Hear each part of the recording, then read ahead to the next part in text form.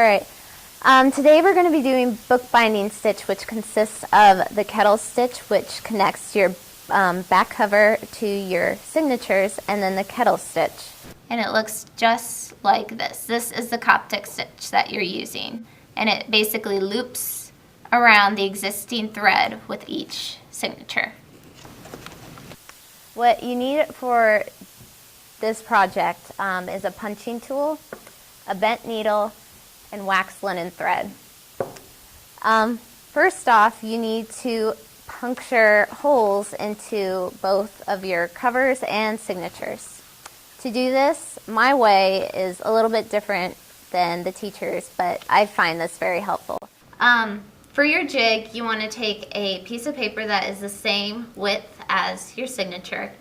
Then what you want to do is fold it long ways first, open it up, and then fold it the short ways again. Now that middle point is going to be the center for your signature juncture or hole.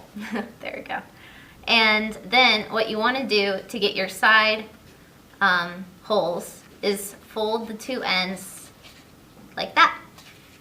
And then you would also get your 2 points there. And then you would just puncture it in with a hole where the lines intersect, like that. Right. And since 3 holes isn't going to be enough strength to hold your binding together, you take the 2 ends and fold it into your outside points. That way you get 2 more points, and that way it's stronger to hold your signatures together. And that will be your jig for your signature.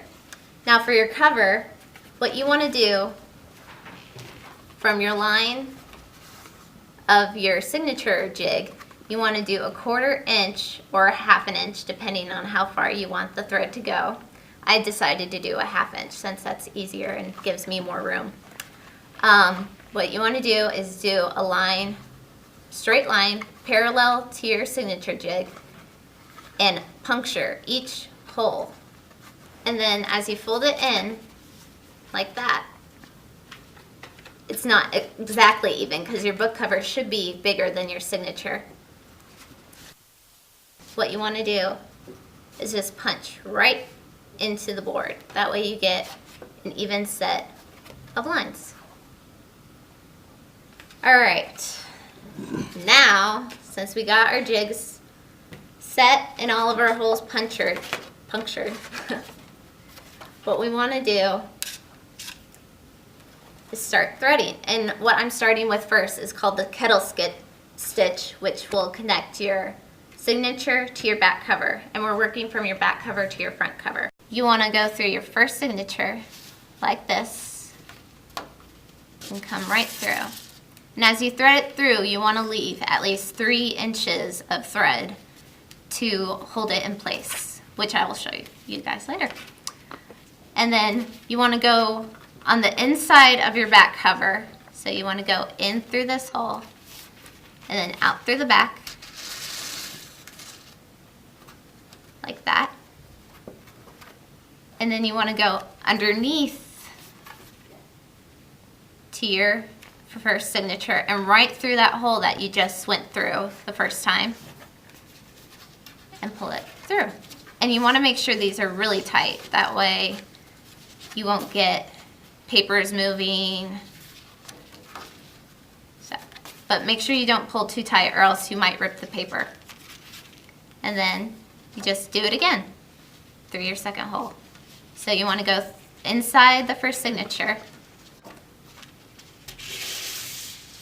pull it tight, go through the inside of your book cover to the outside, like, whoop, like this. And then you want to go through the hole of your signature, like so.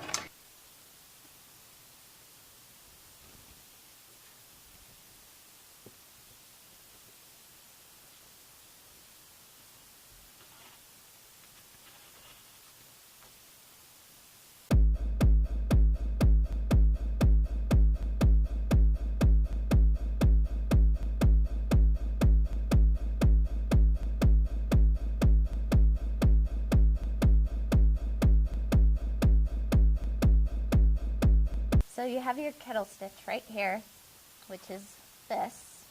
And now what you want to do, you want to go back through your last one, like so.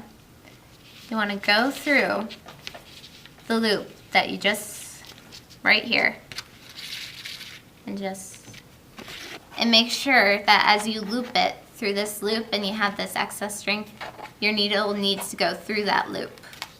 That way it can form a nut. And if you pull it tightly, it won't make a big gaping knot. Make sure it's nice and tight and small. Good.